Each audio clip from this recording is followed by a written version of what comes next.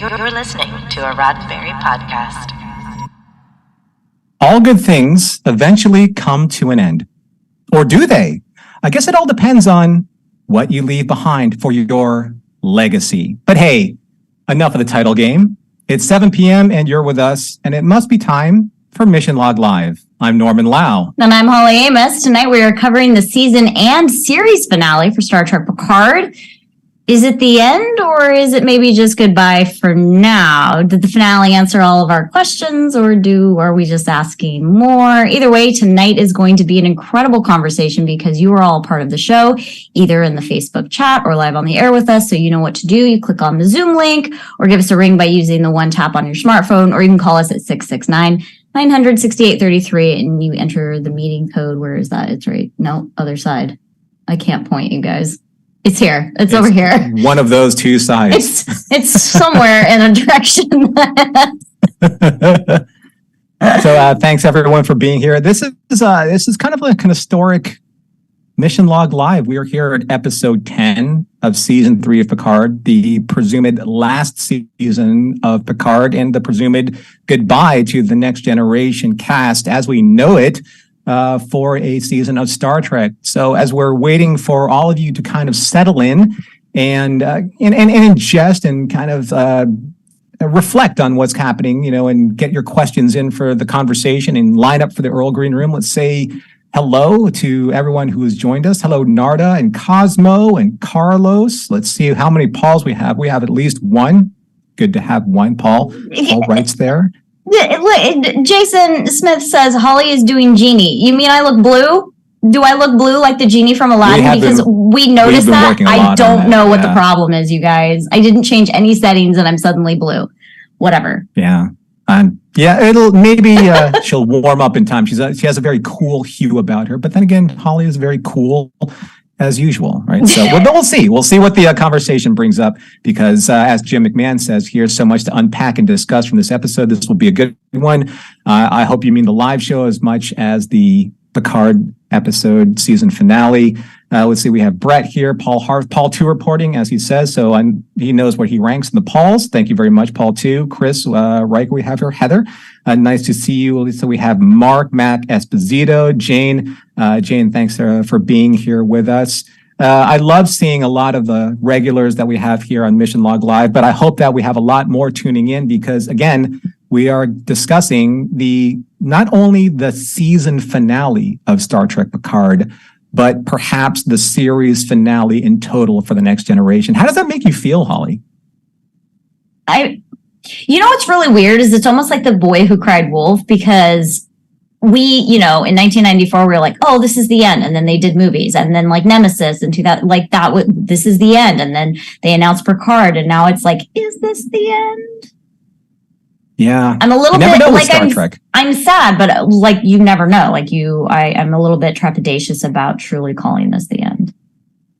We also have Paul Troutwine here, Paul number 3. So I love how the Pauls all have their own numbers, even if like they were first or second or third in order, and called in or like reported in like out of order. They know that one of them's number 1 and number 2, number 3. They can work that out amongst themselves. Scott Palm's sad face. Yeah, it's a sad face. Brandon is the post penultimate episode. You are not wrong logistically on that. So that's a interesting way of phrasing, but again, technically right. So before we jump into it, because I'm sure we have a very robust show. I am sure that there are people lining up in the Earl Green Room. Let's get to what's going on this week with Mission Log, because not only do we talk about current series, but we also talk about Voyager, which we're in right now in almost the midst of season 3 as well. So our coverage of Voyager continues this Thursday with Coda in season 3. That's the one where Janeway cheats death. Maybe, kind of.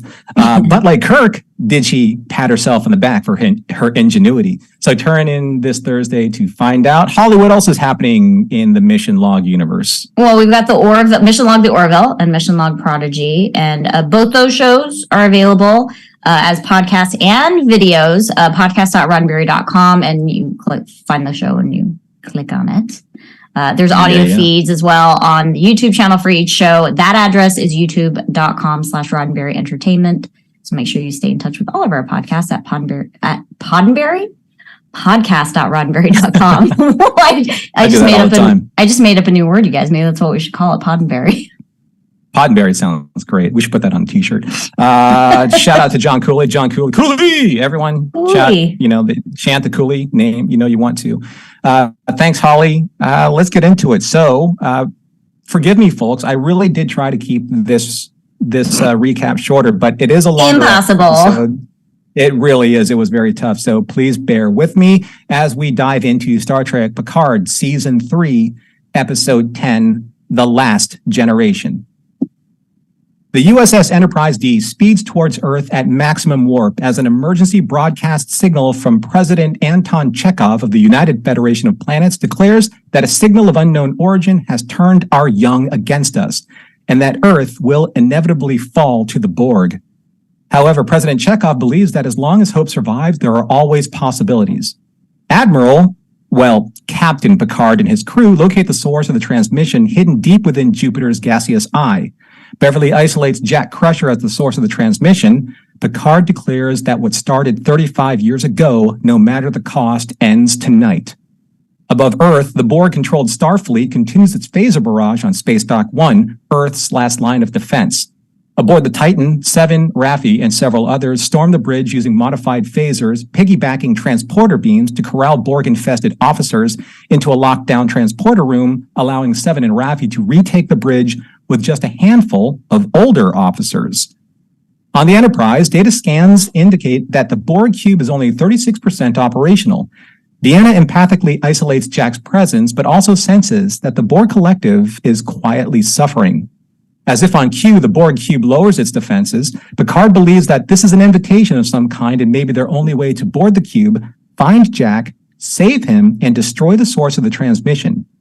Deeming it worth the risk, Riker and Worf volunteer for the away team. Riker and Troy exchange one last longing glance as Picard turns to his friend saying, "It's been an honor serving with you all." Aboard the cube, Riker and Worf both find it peculiar that there's no response at all to their presence. They discover several alcoves of decaying Borg drones, making this cube more akin to a tomb. Beverly contacts Jean-Luc with Jack's location, and the three old friends part ways with one last goodbye just in case. As Picard delves deeper towards Jack's location, Riker and Worf discover the source of the Borg transmission. Picard finally comes upon Jack, who is encapsulated in very familiar-looking Borg implants. And while trying to disconnect Jack from the system, Jean-Luc finally comes face-to-face with the Borg Queen, the mistress behind this mystery, and who Picard believed dead after their last contact. Meanwhile, on the Titan, Seven learns of the Enterprise D's plan and realizes that the older ships are unaffected by the Borg-infected Starfleet code. She and Raffi begin to broadcast and rotate through fleet prefix codes to hack other ship shields while executing hit-and-run maneuvers phasing in and out of cloak. Seven believes no matter how futile, their oaths as Starfleet officers must needs protect the innocent, their families, and their children, no matter the cost. Back on the Borg cube, the Borg Queen admits that she cannibalized her drones to survive long enough to find a new way of assimilation through evolution. And Captain Vadic and her changelings were a means to an end to infect Starfleet from the inside. Elsewhere in the cube, Riker and Worf prepare to disable the beacon, but are swarmed by recently activated drones. The Titan is running out of time as their hit-and-run tactics only expose their invulnerabilities while they're uncloaked. And the remaining crew of the Enterprise have no choice but to destroy the cube itself to cut off the Borg signal before Starbase 1 falls. Data believes he can fly the Enterprise through the cube and right to its power source. Acting Captain LaForge makes it so, and Data threads the proverbial needle straight into the visual range of the cube's power source. Destroying it would save Earth, but condemn all those in the cube to certain death, meaning Jean-Luc, Jack, Worf, and Riker. Jean-Luc knows the only way he can now reach his son is to plug himself into the collective. Once inside, he finds Jack and convinces him that he no longer needs to keep searching for acceptance from that urge which has been the Borg calling to him this entire time. Once his father's words land true, both Jack and Jean-Luc literally tear themselves away from the collective, just as the Enterprise fires on the cube's power source and swoops into transporter range, beams away the team back on board, and speeds away towards Earth as the remains of the Borg cube is swallowed and crushed by Jupiter's gaseous eye. The Borg transmission is disconnected, Earth is saved, the crew of the Enterprise D is safe, families are reunited once more, and Worf is asleep and snoring. In the aftermath of the Borg invasion, and thanks now to Admiral Beverly Crusher, Starfleet tightened security measures to prevent further changeling infiltrations from happening in the future. Seven met with Admiral Tuvok, who shared Captain Shaw's last assessment with her, a recommendation for her own captaincy because she would bring about a fresh change of perspective. Worf encourages Raffi to pursue happiness with her family after a long and hard road towards redemption. Deanna and Data continue to make progress on his newfound feelings, even if she's also planning her vacations at the same time. As for the Enterprise D, well, 1 year later, she's earned her rest and is returned to the Fleet Museum in Geordi's care. Shortly after, Beverly and Jean-Luc are escorting a very nervous Jack through the reconstructed space dock to his new assignment, but more importantly, for Jean-Luc's surprise of a lifetime. No, not the Titan, but the USS Enterprise, NCC 1701G. On the bridge, Captain Seven of Nine assigns Jack Crusher a seat next to her as her special counsel, and before departing space dock, Raffi asks Seven what her command order is going to be. Engage? Make it so? What indeed is going to be Seven's legacy? Back on Earth in 10 Forward Avenue, Picard and his crew, his family, have a few drinks at the bar as he lovingly and longingly toasts them with Shakespeare, as he is wont to do. They all finally sit down together for a round of poker, as sadly, all good things must come to an end. Or do they? As one generation's trial closes, another begins as Jack Crusher is visited by Q, who tells the young chip off the old block that his trial has just begun. The end. Here we are. Or is it? That was actually pretty Holly. concise. It was really tough. There's just a lot of fat to cut. And I'm not saying it's the good fat, like the kind that you want, in your meal. But there's first of all, there's the emotional component of all of this. And believe me, I'm pretty sure that I reacted to the same emotional beats a lot of people out there reacted to. It was just a very individual experience, I think, for everybody. Mm-hmm. And I think that it was special in the way it needs to be special for everybody. Everyone had a chance to say all goodbyes are different. And I think that for some, I think people needed to say goodbye. I think for some, people didn't want to say goodbye. And I think for some people are like, well, we'll see what the future holds. Because again, seeing Q at the end of the episode in the Stinger, that opens up a lot of doors, for better or worse, for possibilities that people want or don't. And it is for whatever you need it to be, I think. And I'm trying to be very diplomatic about it because I don't know. I mean, I know we have like so much to say in so little time, but your feelings, Holly, I mean, like, can you encapsulate this in several sentences or less? Probably not. I mean, these characters have been a part of my life since I was like a year and a half old when The Next Generation premiered. So saying goodbye to these characters, or presumably certainly saying probably goodbye to Jean-Luc, right? Because Patrick Stewart was like, I'll do 3 seasons and then I'm going to be like truly done.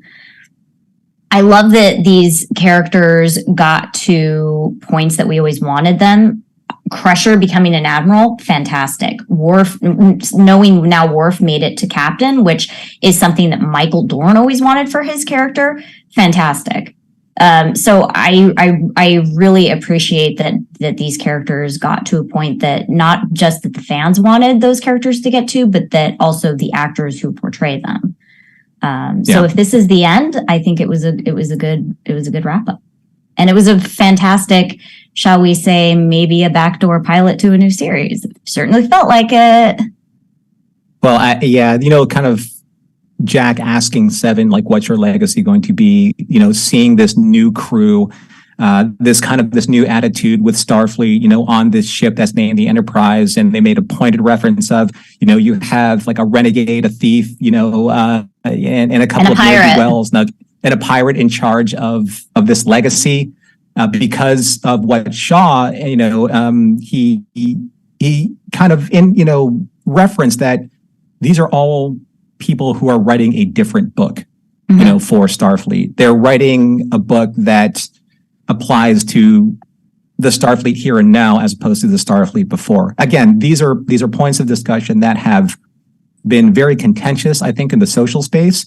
And I know that we usually don't plug the Mission Log Discord this early, but believe me when I tell you this, the Picard spoilers thread that we have on Discord is literally one of the most phenomenal reads and subthreads I probably have ever been involved with, like on social media, because it's not just that people are agreeing, but it's the way that people are disagreeing in such a respectful, but overall like 360-degree way of looking at a topic. Because I think there's no really other way to look at something this emotionally charged as not only just an episode of TV, but bringing together like the emotional conclusion of a journey that people have been on since 1987 for some people. Yeah. And various levels of intensity and loyalty, within and without. We have so many callers lined up. And the only thing I'm going to caveat, because we have so many callers, is that we're probably going to rotate through several of you, is give you your time on the show, but probably get through you quickly because there are so many people that want to talk about this particular episode, I'm sure, in general. So please, let's jump to it. Holly, thank you for that. And if we have time at the end, we'll probably dive into one or more discussion points, but let's get rolling with Chris. Hey, Chris, how you doing, my man? Hey, doing good. I'll say pleasantly surprised. Live action streaming Star Trek does not have the best track record when it comes to season finales. I think we have talked about that before, but they hit all the beats that I wanted and then some, and they hit them fantastically. This is, I think, easily the best or the second best episode of season 3, with maybe one of the Nebula ones being slightly better. I'd have to go rewatch, but I really liked it.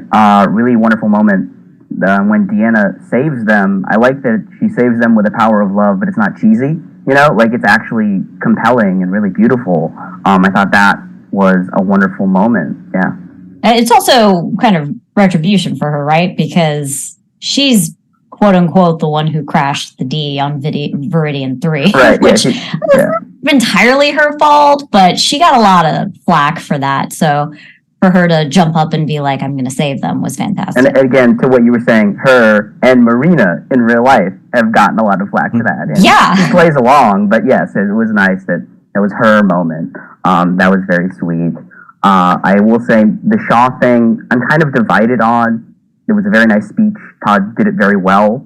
But it feels weird that he was like, I recorded this, at the start of season 1, and I didn't tell you. I'm like, you couldn't have told her? That feels weird. Like, you knew you were being a jerk, and you chose to continue to do that. It's an odd choice that kind of like retcons him into. I don't know. Well, I mean, his perspective on her, like, presumably he recorded that while they were out and about before everything happened, because he's like, when we get back to space dock. So I mean, her essentially getting him into all of this trouble and essentially getting him killed. I mean, he died as a result of the events that started with Seven basically undermining his orders. His position probably changed for a hot second, and then he, I don't know, I guess recovered his opinion on her when he was on his deathbed. I think the difficulty with somebody like a Shaw is that you're only going to get the high points or low points in extremis when it comes to his character, and it's such a limited time frame. Because you have so many like people juggle. I think with a longer series, you would get the nuance of why he's acting a certain way. It's like the breakthrough scene that Shaw had was when he was doing his Shaw shtick from like Jaws, when he was talking about when he encountered Locutus for the first time and why he was chosen, at random to survive, the destruction of his ship. I mean, that was, even though it was like not the largest scene for him, it actually may have been the largest scene for him, but it Well, in terms of character development and us understanding him as a character and his motivations. Yeah. Right.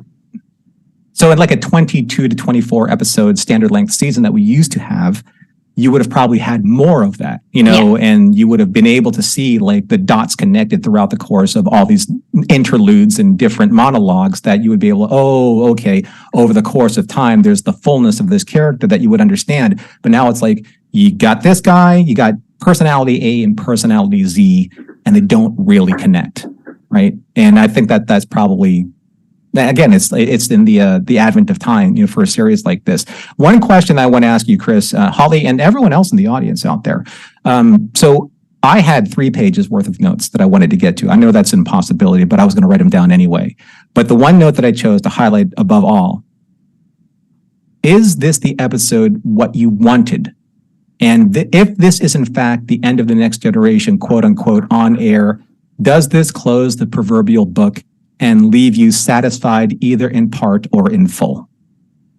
I think it definitely, I think it does leave me satisfied. I think they wrapped everything up really nicely. I think every one of them got a moment to shine, either this week or last week, because they're kind of connected.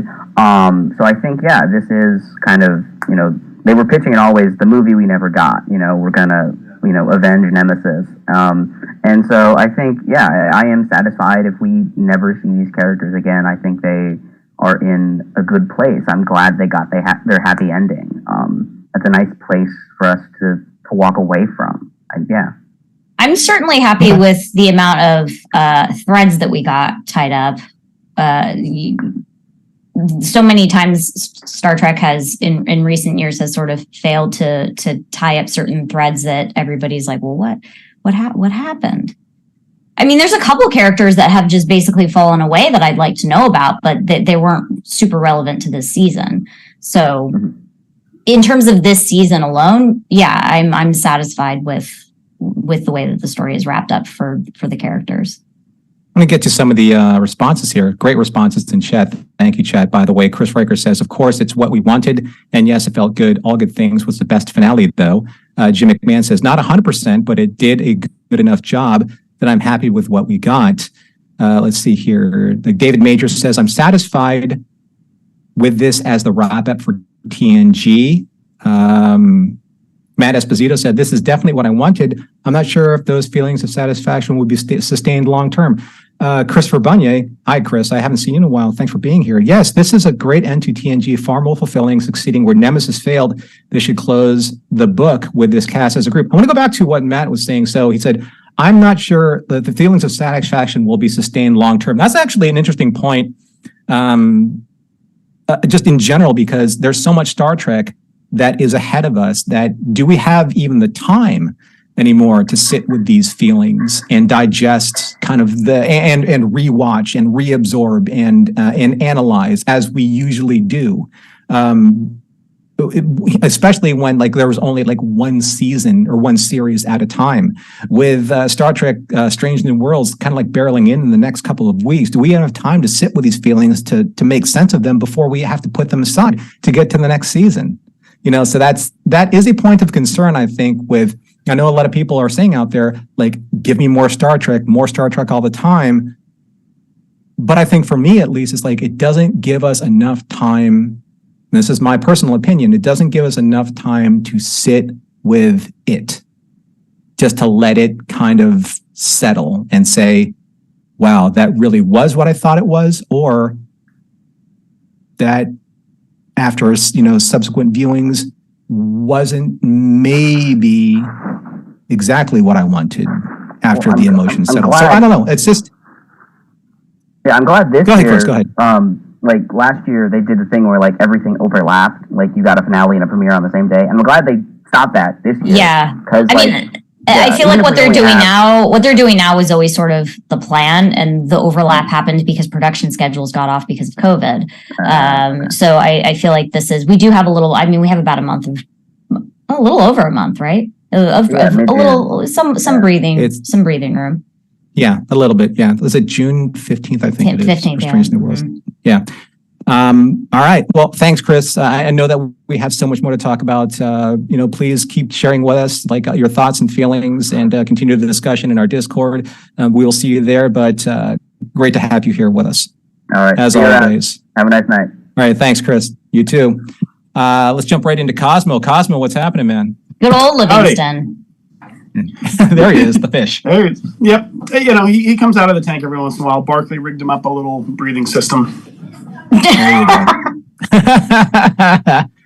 So where are you at now? Where are you at emotionally? How do you feel? Emotionally good. Last week I said I hoped it didn't come down to Jack saving the day and Picard having to give a speech about love.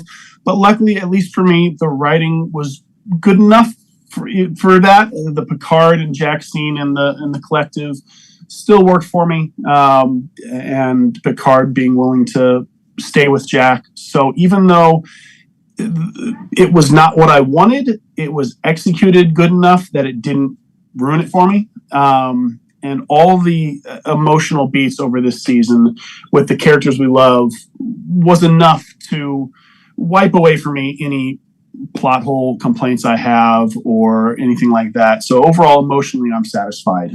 It was really good to see Geordi and Data reconnect. And I've said it before, Jonathan Frakes really stole the season for me. And the fact that he was nervous about getting his acting shoes back on, he nailed it. And he was magnetic and as charming as he was in 1990. And his moments really landed for me. Do you think that Jack, that recovering Jack was too quick? Because that's some complaints that I've seen. Well, I'd like to know if he just ripped off that faceplate, because by the time he got up to the bridge from the transporter room, that was gone. Yeah, it was For a hot second, I thought that maybe that recovery was a little bit too easy, but then I think of part 2 of The Best of Both Worlds, and that felt pretty easy too, didn't it? Yeah, and I was just watching the clock though, and I was really afraid they were going to take 50 minutes to resolve the Borg stuff, and then we'd have 10 minutes of happy time. And so when they killed the Borg Queen at the 30-minute mark, I was relieved. And I said, okay, now we're going to have 30 minutes to be able to breathe and see what happens to everybody. So I was pleased by that. I don't mind them rushing through that a little bit and then giving us a nice Return of the King kind of multiple endings. Right?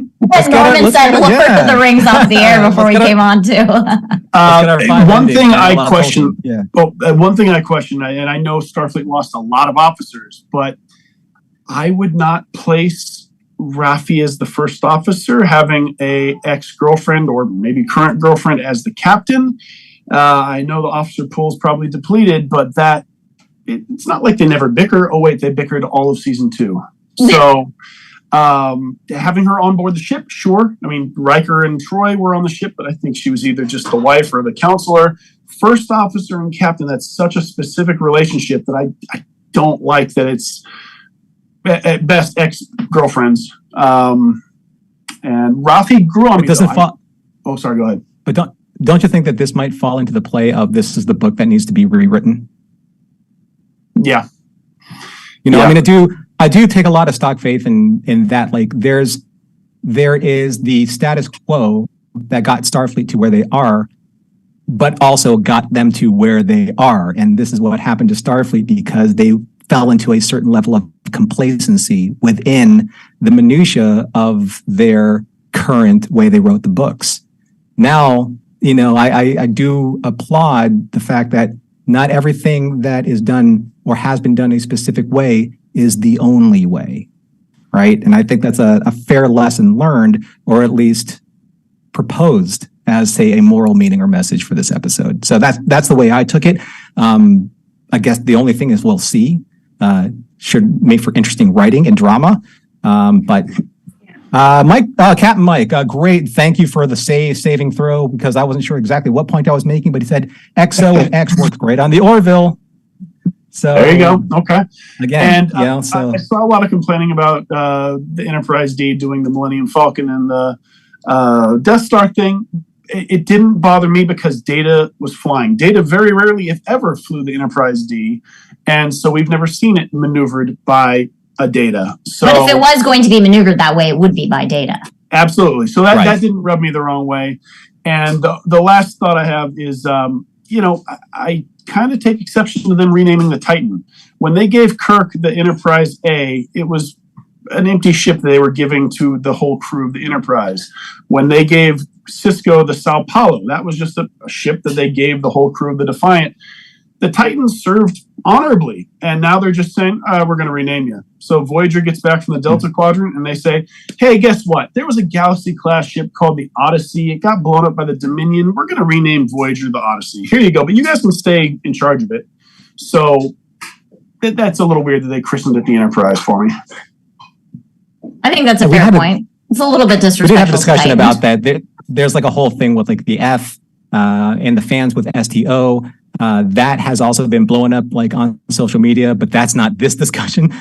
People can have that discussion in chat or again, like online, in the Mission Log Discord. But there is a little of strangeness going on with the nomenclature and the adoption of names. I was kind of hoping that they would put to bed to my dissatisfaction when Picard looked at the Enterprise and First Contact before they left, and he says there's plenty of names in the alphabet. I'm just like, no, that's not how you treat a ship. This ship has been far more loyal to you than you would ever dream of. And I don't think that a ship deserves that kind of flippancy. But again, that's me. Go ahead, light me up in the chat if you want to, but that's just my opinion. I just one last thing, Cosmo, before we have to let you go. We're going to move on to the next caller.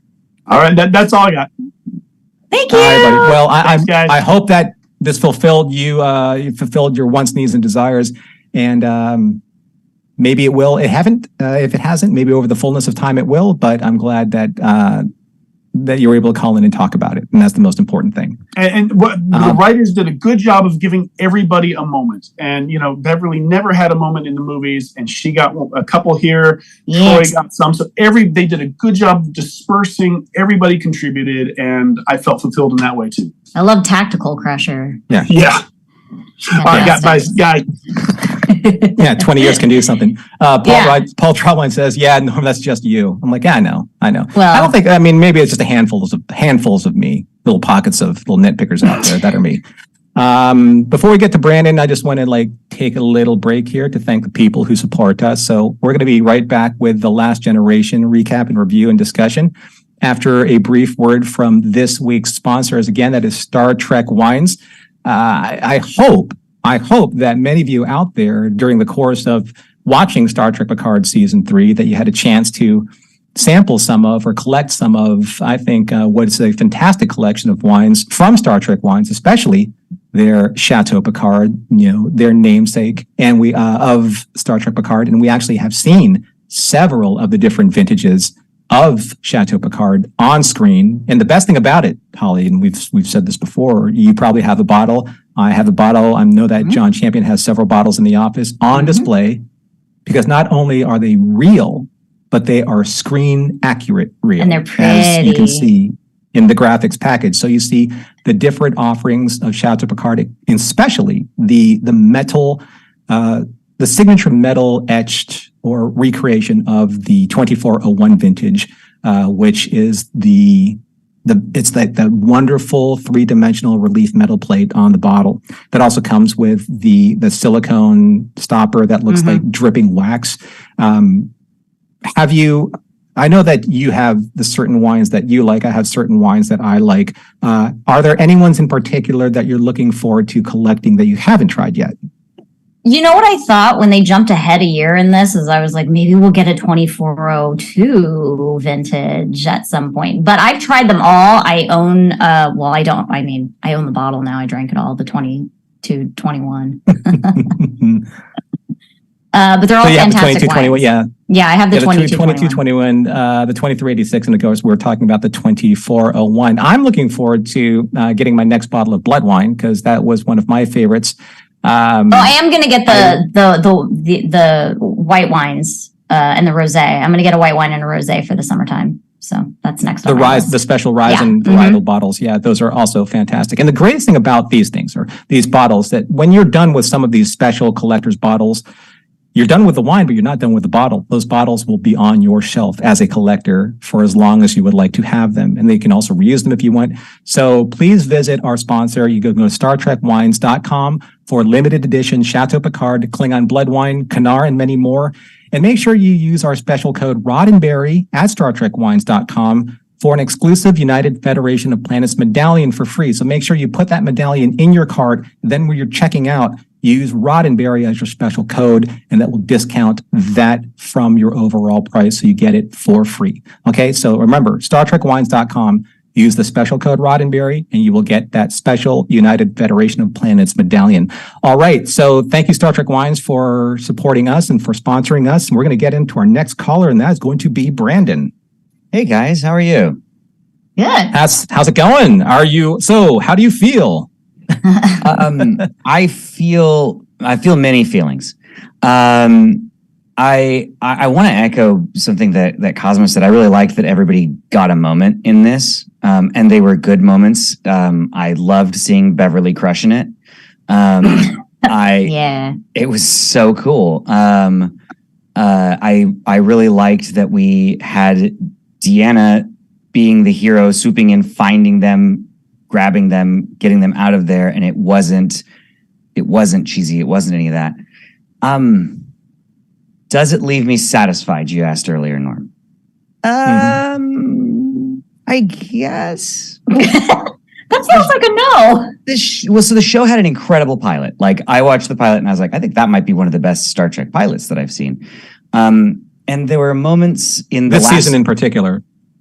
Well, I really liked this season's, but I'm thinking just of the whole show of episode one of season one. Season one. Yeah. All right. Okay. Season 1, episode 1. I was like, oh, yep, I'm here. Let's go. And in these last 2 episodes were kind of what I was looking for. I mean, I loved seeing the bridge crew back in action. They fell right back into the cadence and the feel of it. So great. I feel like with most of the show overall, I could have traded the 3 seasons for one like really refined, polished season and been really happy, because especially as there were so many of these devices of keeping you on the hook of that sort of will we tell you, will we tell you, will we tell you? I felt like it really got in the way of telling us a good story and letting us explore the characters. So I liked parts of the show, but I also found watching to be kind of frustrating sometimes, as I've voiced on here before. Yeah, I mean, certainly the dragging out of us finding out what Jack was, and then how quickly we were able to get him back from the Borg, was probably my main complaint about this season. Because I mean, there's literally in the second to last episode, I was like, just tell us, like just tell us. Yeah. Well, I was thinking about that yesterday and how Vatic says it's time to find out what you really are. 2 episodes from now. Yeah, God, that was so like, it still took us so long to figure out. Wait for it. Yeah. It's time, but we're going to be late. I see that you're a Next Generation fan. You have to be if you're going to have a picture of Captain Picard on your shelf in your back wall. So it means obviously something to you. It does. It's actually signed. My cousin was a PA on the Paramount lot when I was in like 4th grade, and he got me a bunch of signed stuff. And so it says, to Brandon, all my best wishes, P squiggle, S squiggle. P squiggle, S squiggle. Yeah. That's how I read that signature. But no, I love that. It's just we took it down to paint, and I haven't nailed it back up yet. I think there are times in fandom, and it's happened to me, it's happened probably to everybody at one point in time, where we put this aside, you know, because again, I mentioned this earlier in the show, there's so much Star Trek in volume right now where we just don't have a chance just to let it breathe and to revisit it at our own time, because we want to be part of the social media schedule. Not saying all of us, I'm just saying that that's kind of like the dynamic that's out there, where we need to be in the here and now, in the presence of the momentum and the tide that's moving forward at a pace that sometimes we're not really comfortable with. Well, I also feel like it, you know, it wasn't a thing back in the day for it to get ruined by social media. Right. Correct. Absolutely. Yeah. Like when this last episode, I watched it at midnight in my hotel room in San Francisco because I was so afraid the next day that I was going to see something passively on social media that was going to ruin it for me. So I feel like that's a huge dynamic shift in the way that we consume our media, is like literally for fear of it being spoiled. You're like, I have to watch it now. And so there is a lot of, there's a lot of time lost in like us not being able to absorb it. Yeah. So I think that for some, or maybe not, it's just one of those things, through my experience with things like this, where it doesn't sit correctly.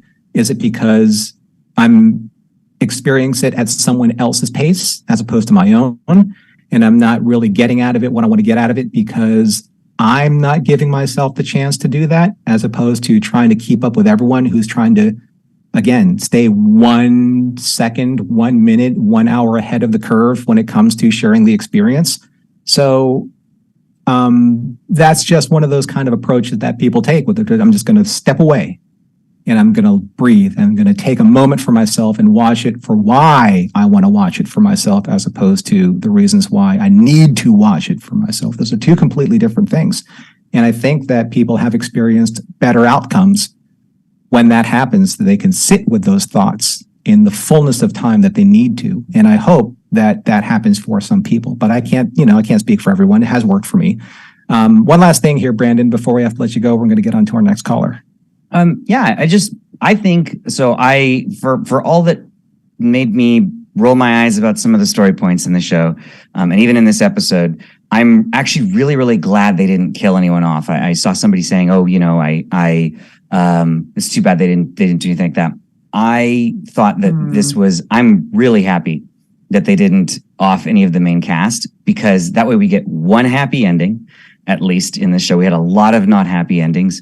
And I feel like it would have been really hard to have stuck one of those deaths appropriately and not made at least me feel like you did that so that somebody would die. And I just feel like... Well, that's interesting, because I made a note that I feel like with stakes this high that somebody probably... I mean, people did die, right? Just none of the main characters. I mean, Ro died, Shaw died, Shelby died. So but none of the main... I thought maybe they were going to kill Patrick's character. Like maybe Picard is gone. But I wonder how I would have felt if they did kill somebody off. Would I have felt what you just said, that they basically killed off a character for the sake of just doing it and it not truly being like a good reason why?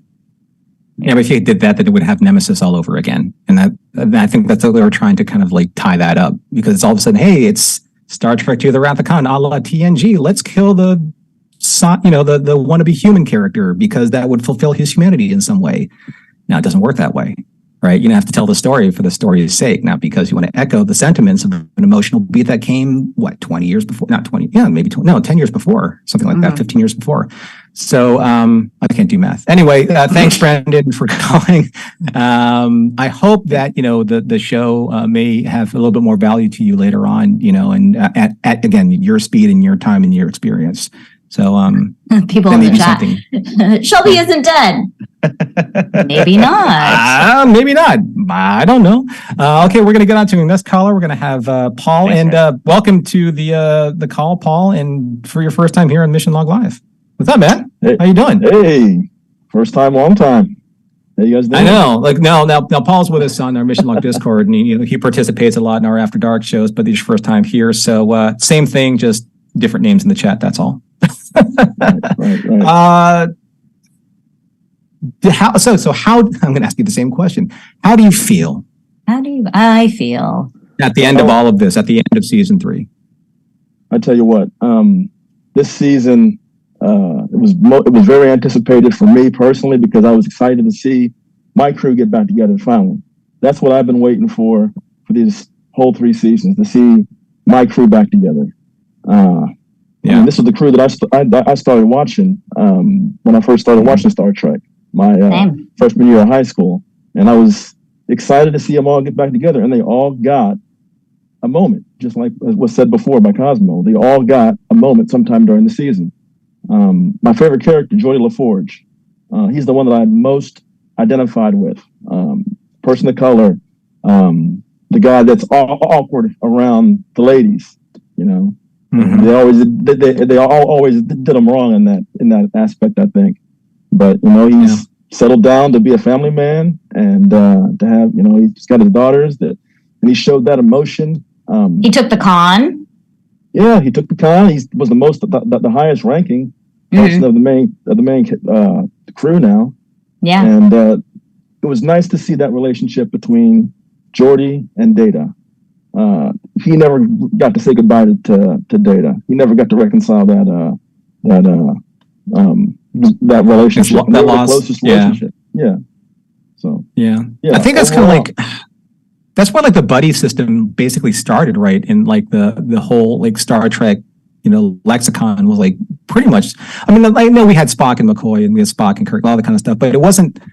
They were friends, but they didn't have that really personal relationship that you saw between Geordi and Data. And that like branched off to like Miles and and Bashir, and then later on with Harry and Tom.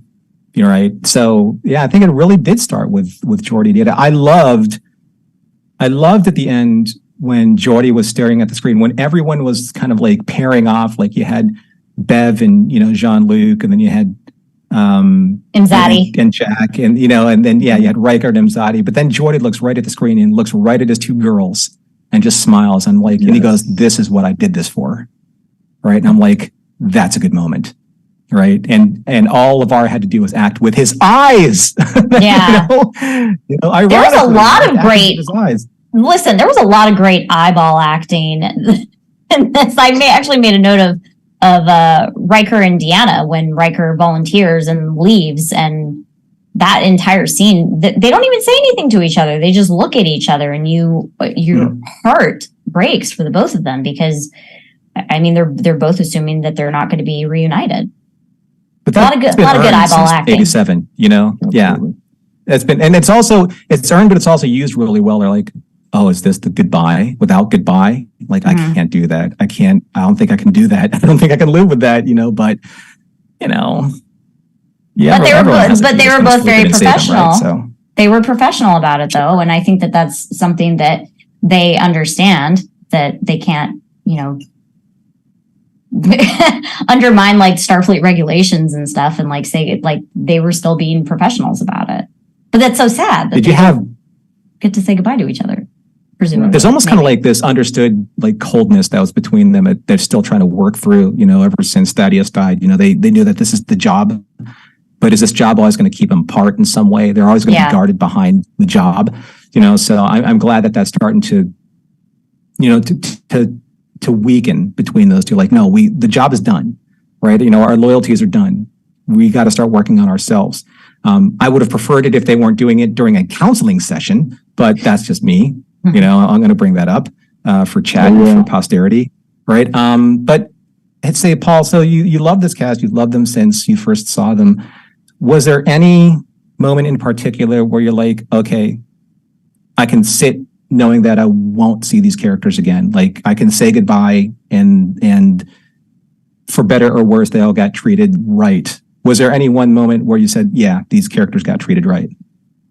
Yeah, I mean, seeing Crusher get promoted to Admiral and being in charge of the whole, the Changeling, getting all that cured, that was nice seeing her getting that wrap up, kind of getting put in charge of Starfleet Medical again and getting the promotion with it. That was great. And I think everybody got satisfying ending in the main cast. Yeah, right. I think so too. So let's talk about one last thing, because it's probably going to because I wanted to ask this question, I haven't yet. We only have time for a couple more callers. Let's talk about Q. How did that sit for you? I've been vocal about this, that I don't think it was necessary. I think that because I had watched the last episode of season 2 prior to watching this episode, and it hit me again. It hit me. I had that emotion of Q dying and him saying his goodbyes to Picard and embracing Picard, and Picard saying, "Hey, you're not alone. This might be the end of your life, but you're not alone." And, I remember tearing up at that. And then just seeing Q come back at the end, it kind of, as an end credit scene, it kind of ruined that. It undermines that entire emotional scene between them. And I understand Q's don't exactly exist on a linear timeline, and Q even says that, but I think it maybe would have been more appropriate and going along with the continuation of the legacy if it had been Q Jr. or something, but Yeah, or Amanda. or Amanda. Or maybe a nice end credit scene. That's something I said before in Discord. Maybe we see Wesley, introducing himself. Yeah, because we don't know what Wesley's doing, although, Will has a lot of his own headcanon about where Wesley is and why he's not interacting with. But that's I'm not sure if we have that's a enough story time for in the another next couple day. shows to talk about Wesley. A lot of people were feeling that. I get you. I feel that. So, but anyway, thanks, Dubs, for coming in for your first call. I hope we treated you right. I hope you get to call in again and share your thoughts with us because we do enjoy hearing them. So, from the bridge of the Enterprise, Paul Dubs, man. Thanks, man. All right. And straight from Lower Decks. We have, straight from Lower Decks. We have Alan. Guys. And I'm sorry, I'm not sure if we have time for a serenade, but definitely for one or two thoughts. Oh no,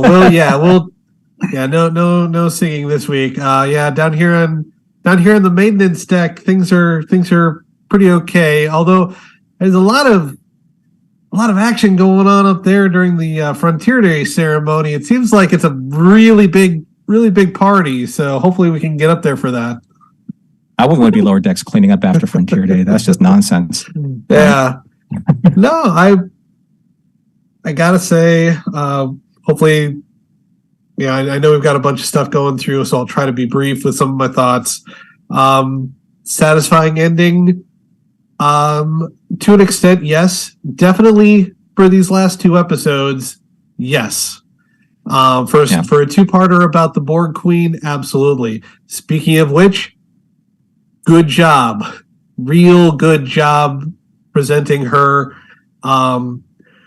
Reminds me of the scariest freaking thing I saw when I was a kid. Yeah. The Queen Angelica Houston in Captain EO. Oh. All right, yeah. Yeah. Just Geiger horror right back at you. Or Giger, sorry.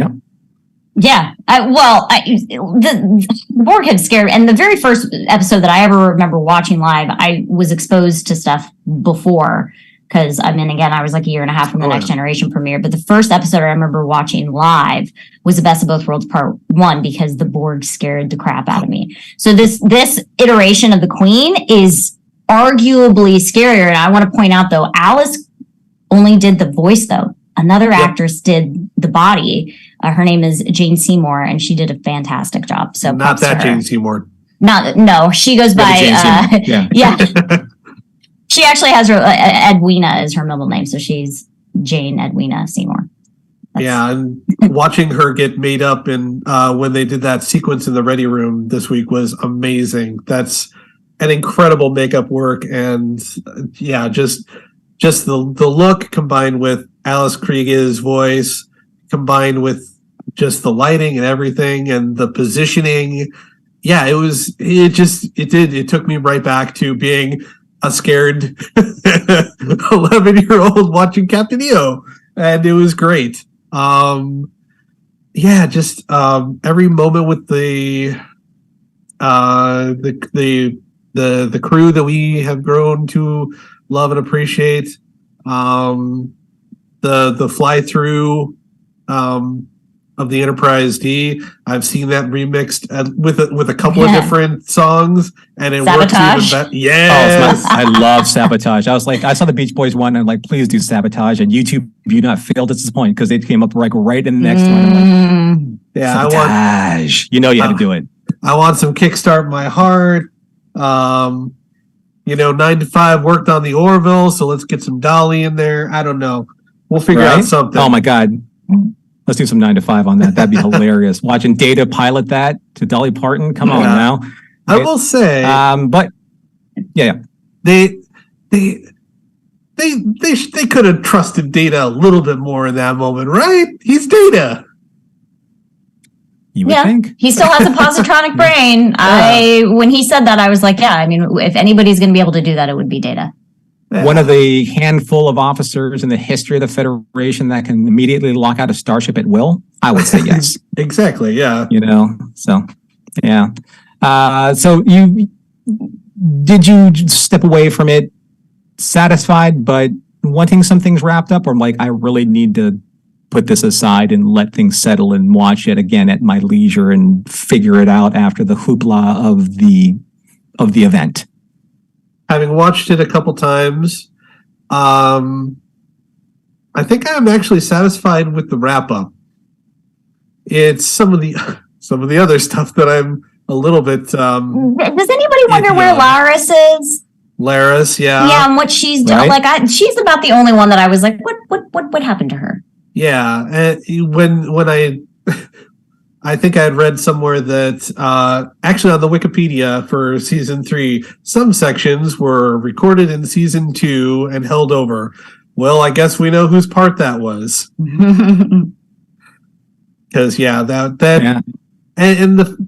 Because I mean, a big part of season 2 not only was letting go of Q. Maybe I think I'll save my thoughts on that for next week. But yeah, a big part of his big part of Picard's journey in season 2 was learning to accept love as it came to him with Laris, and that seems to have been a bit of a dropped thread. But overall, I think for the wrapping up of the crew and for the Enterprise and for the next generation story, yes, I'm happy. And just to close out my thoughts, you mentioned in your wrap up that Picard toasted with some Shakespeare. I have some adapted and abridged Dickens, saluting Patrick's perhaps third or fourth most famous thing that he's ever done. So Picard was better than his word. He did it all and infinitely more. And to Jack Crusher, who did not die, he was, well, a father. He became as good a friend, as good an admiral, and as good a man as the good old Federation knew, or any other good old Federation, Union, or Galactic Republic in the good old universe. He had no further intercourse with the Borg, but lived upon Federation principles ever afterwards. And it was always said of him that he knew how to keep Frontier Day well, if any man alive possessed the knowledge. May that be truly said of us, and all of us. And so, as Jack Crusher observed, Q, I thought you were dead. Mic drop, and Alan is out. Thank you, my friend. Fantastic reading. Peace. And we will see you next time, because this is the last conversation we're going to have about the finale of Star Trek Picard or the entire season. We're going to be back talking about this next week, but we have time for, I'm going to co-host's prerogative for Mission Log. I'm going to extend this a little bit longer because I'd like to take in at least 2 more callers, if I may, and then wrap this up. But we're always going to have a little bit more time next week. So we're going to get on to John Arminio here, who's been waiting patiently, and love to hear your thoughts on the finale. Oh, man, I got to follow Alan. Yikes. I know. And Dickens. Yeah. Well, I'll follow that up with a reference to another perennial classic, Indiana Jones and the Last Crusade. Love it. So if I had to pick like one favorite movie, that would be it. And at the center of that is an estranged father and a son who encounter each other after years apart at a moment of mutual spiritual and existential crises, who go on a mission to save the world, whose success is inextricably linked with their ability to connect on a familial and emotional level. Yeah. So Star Trek, you got me. Like, I've grown at the pace of how they revealed who Jack is and the secret, and the fact that the big twist is that they bring the Borg, even though we just saw them, last season. Mm-hmm. Yeah. But the way that they had Jean-Luc and Jack connect in the last episode really hit home for me. And so I thought that made all that prevaricating worth it. And so I really felt that the emotional resonance of the finale, was able to close the loop for me on the series as a whole, even if I have some quibbles with the way it was handled. Well, I think quibbles are going to be here and there for like a lot of us, but Yeah. I mean, at the end of the day, if something like this speaks to your emotional core, and that satisfies you there, where you can sit back and say, like, I got it. Like, I think it's fair to say that for some people, that will never happen with any series or with any work or with any art form that has been long lived and is as legacy driven as the tentpole kind of, property that is like Star Trek or Star Wars or Doctor Who. It's just, there's so much content. But if there's something that actually connects with you amidst this entire body of work that's significant, I think that's a win. And it's not going to happen all the time, but if it happened this time, I think that's fantastic, and I wish it happens for more people. But the odds are against us, I think, at this day and age, when there's so much content that's, produced and released, and then continued, in the span of anywhere between like 40 to 50 weeks in a row. I think it's hard to actually even admit that we truly like or love all of it. I think that the odds just don't work in that favor. There has to be some inconsistency here or there in some way. So kudos on that, like connecting for you. And I'm glad you were able to get something out of it, in that sense. And I mean, the previous seasons of Picard's things that like really stuck in my craw was that, we had to re-traumatize Picard over and over again to have to like get to sort of, in my opinion, cheaply get some emotional resonance out of his story. And so I was happy that, we got to see him, especially after, his inability to have a family was something that really preyed upon his mind, especially like in Generations. So to see him really connect with both his found family and his biological family in a very powerful way was very satisfying.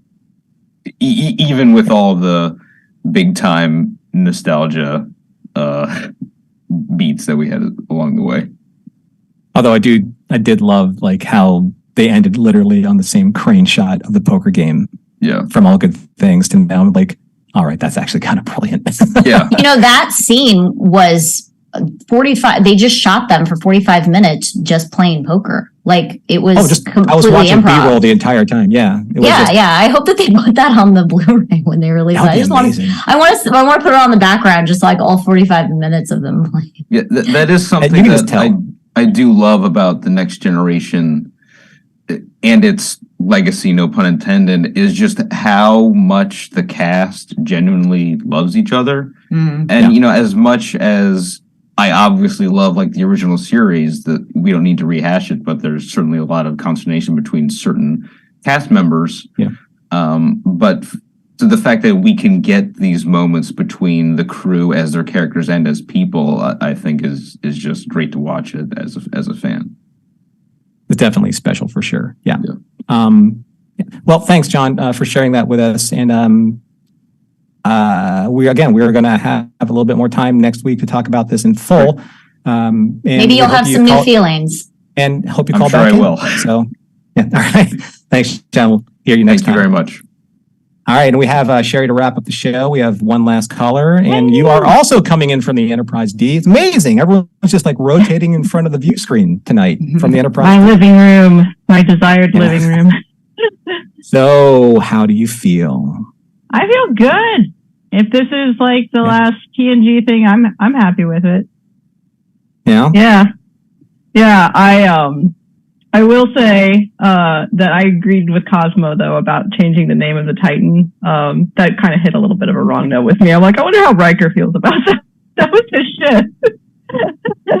Yeah, well, I mean, he had. It was a different iteration of the Titan, but that's also even kind of like makes it weird. Of like, okay, Riker, you weren't good enough. Right. So presumably the name Titan is like not going to carry on. And that's, I think, what sort of bothered me is that, Titan also has a legacy. And does it just end now? I don't know. I also agree with like what happened to Laris. Also, what happened to Kestra? Like, I mean, Kestra at the very least gets mentioned. I don't even remember. Well, yeah, I mean, she gets mentioned in terms of like, oh, these are our family. It was in the last episode, our family. Alexandra doesn't get mentioned for some reason. Yeah, when Troy and Riker were in the cell together, they talk about Kestra just for like a brief moment. Yeah, and then when they first get onto the bridge of the D, they're like, "Oh, Alondra and Sydney and like they're our family too." And I was like, "Okay, nobody's going to mention Alexander, so that's great." But I mean, and they also mention her like no one, in the cell like. Kestra's I feel like I remember Alondra, Sydney, and Picard's son's name. Jack. Yeah. Oh gosh. Because Vox? Yeah. Well, yeah, maybe that's why. So, yeah. But I mean she's presumably being watched by somebody as her parents almost die, and I mean they were cognizant of it. They're like, she's not going to have anybody left if we don't get out of the cell and save the universe. Mm-hmm. But I mean, maybe she'll be part of future stuff. This is a younger generation of people. Like clearly we have Jack, we have Alondra, we have Sydney. Maybe someday we'll get to see what happened to Alexander. Kestra might join Starfleet. Who knows? Yeah. I'd like to see Kestra in the Fenris Rangers. I think that would be cool. She just seems rangery. I mean, she is very like hunter status, isn't she? Yeah, that would be appropriate for her. So I like seeing Q this again. is so you liked seeing Q again. I do like okay. seeing Q again. Yeah. Okay. I like the fact that he's not dead. Well, he is dead. He only pretended to die so that he could like Picard would like finally like love him or something. Oh, you think that he played like a weird joke on Picard? No, I think Hugh died at the end of Picard season 2, but I do think that they tried to rewrite him back into the history by being a non-linear story. That's just my headcanon of Hugh. It was just like him trying to get with Picard. Basically. Yeah, but in the end, he's like, not from time as you know it. I'm like, oh, here's the Doctor Who explanation. Okay, but technically it does work because they can live outside of linear time, apparently, like the Travelers. So if that were the case, Wesley can come back if he wanted to as well. And I think that, I don't know, I'm not sure like how everyone else feels about it out there, but I'm going to put it to the crowd. Like, were we on board with him not being there, Wesley, or are we not? I mean, would he have served as a story or would it have been fan service? Is it necessarily a bad thing? Again, these are not yes or no questions. These are I'm just curious to see or hear what people have to say. We have about one last thought from you, Sherry, before we have to wrap up the show. Sorry. We have one last thought for you before you wrap up the show. I wouldn't have chosen the Borg for the big bad, but I think actually it was a really good end to Picard's arc. I think that actually made a lot of sense. Yeah, I agree with you. Because I mean, when they introduced it, when it was revealed that the Borg was the whole situation with Jack, I was like, are we going back to the Borg again? But it is a good rounded out. I mean, because that impacted Picard for so much of his life and so much of how long we've known that character, because that happened at the end of the third season. So I agree with you. It was a really good wrap up for his character's story arc. Yeah. So overall, all right, Sherry, well, thank you for calling in. Appreciate you being here and hope to see you again next week with some more thoughts. Absolutely. Thank you. All right. Take care now. Bye. Well, that was the show, huh? Thanks, Sherry. Yeah. That was the show, Holly, huh? That was packed. I knew that it was going to go very quickly, but let's kind of wrap up you and I here. So we're at the end of episode 10 of season 3 of Picard. And I'd love to hear, I really want to give you some time, just a few minutes here, just to kind of sum up your final thoughts. And what do you expect now? I mean, I like very clearly the beats in this are setting up a new show, which I'm very excited about. And, we already know that there's going to be a Starfleet Academy. And I feel like the characters that we've been introduced to in this series or maybe have the potential to cross over with that. So I really am enjoying the building of the storylines in which they're now intersecting with each other. It's very, like MCU, and I appreciate that. That being said, if we never see any of the TNG crew again, I would like to believe that maybe we'll see some cameos if a legacy show comes to fruition. But I'm satisfied with the end of these characters. If this is the end, it sounds really sad because Data's my favorite character, but I'm certainly okay with not seeing Data again, even though he's in a body in which he can continue to exist. But they've killed Data twice. I don't want to see him die again. So if he can just end on this note and just be happy and alive, and then I don't ever see him again, great. It's fair to say, I think, that this has been an emotional journey for a lot of people out there, for a lot of fans, and for the fans that were able to reconcile those emotions and fulfill their fandom in this last season and certainly this last episode. I am so happy for you. I know that's not the case for everybody, but I do hope that over the course of time and revisiting the series, hopefully more often than not, people will be able to find some peace with it, because if you do love these characters, then they obviously mean something to you, and so does the story. We're never ever going to agree on everything always, but hopefully the discussion can continue. And if you want to hear my thoughts about it, you're just going to have to tune in next week, where John and I are actually going to come together finally as your two co-hosts for Mission Log and discuss season 3 of Picard in total. But I do want to thank Holly for being here week in, week out with John and myself, sharing your thoughts and your insights and your expertise. We can't do the show without you, and certainly we had an incredible time covering the series for all the fans out there. So thank you so much, Holly, for being here and for your time and for your passion for Star Trek. Thank you. And I'd like to thank Terry Metalis for bringing all of these people back and doing a good job. And I'd also like to point out, fun fact, maybe useless fact, but fun fact, Terry Metalis, I don't know if you guys noticed, but he wrote and directed this episode, and he is only the second person in the history of the franchise to do that. The first was Elon of Troyes, and that was a TOS episode, and that was John Meredith Lucas. So, yay, Terry Metalis, thank you for your service.